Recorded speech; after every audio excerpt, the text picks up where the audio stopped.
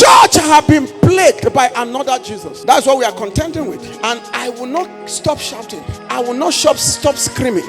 I will not stop calling names and calling places until the sanity of the church is restored back.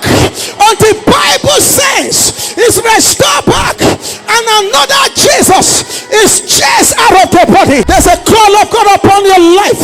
If you're a child of God this end time, we live in a generation of contending for the faith that was once delivered by our fathers.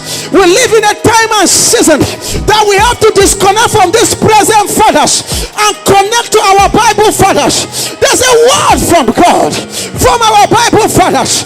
It will set the record straight. Another Jesus monetized everything, but the Jesus who died on the cross, the Alpha and Omega, the Comforter, the Deliverer, the Everlasting Father, he said, freely receive, freely give.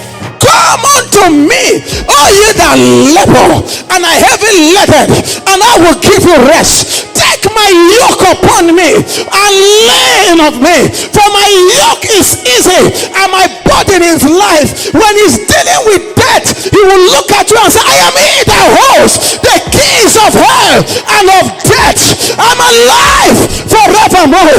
Therefore death will not take you. When he's dealing with your disease, he will say, I am the great physician. By my stripes you were healed. When he's dealing with the devil in your life, he will say, I died on the cross to set you free. It is my will that you be delivered from all the works of the enemy. When he's dealing with your future, he will say, I live in the future. I hold your life in my hands. He will say, I have written you on the palms of my hands. He will say, can a woman forget her sucking child? I will not forget you. He will not tell you to sow a seed to secure a future. No, no, no. Because he is your future. He is your future.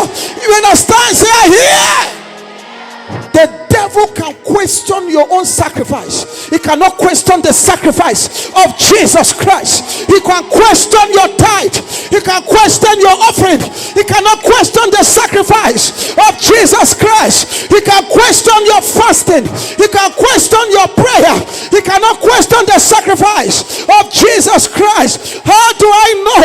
Paul stepped into a city with the authentic presence of Jesus, and there was a group of people who carried another Jesus, and they were going about casting out spirits, and a demon stood one day.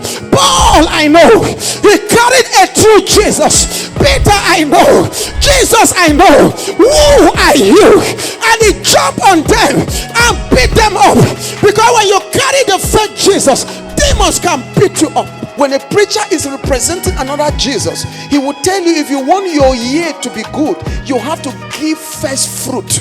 When a preacher is representing another Jesus, he will tell you, if you want causes to be lifted in your family, let me come there and uproot things. You need what is called family deliverance. You see, whenever you see prayer monetized, deliverance monetized, and prayer gadgets sold, it is another Jesus that is being presented in that place. Another Jesus also have a teaching ministry. So the fact that it is called Jesus teaching does not mean it is the Jesus you know. Jesus started his church the way he wanted it. Now he wants his church the way he started it. We must go back to what Paul said. We must go back to what Jude said. We must go back to what John the Beloved said, and restore back the church to its proper order. My confidence is this. Jesus said before he appeared, there will be an army on the face of the earth, fair as a sun, clear as a moon, terrible as an army with banners. And you are part of the army. You are part of the end time army. Something is breaking forth in Kenya. And people are rising in this nation. They will bring back Josiah. They will bring back the word of the Lord. What have been buried by greed shall be exhumed and brought back.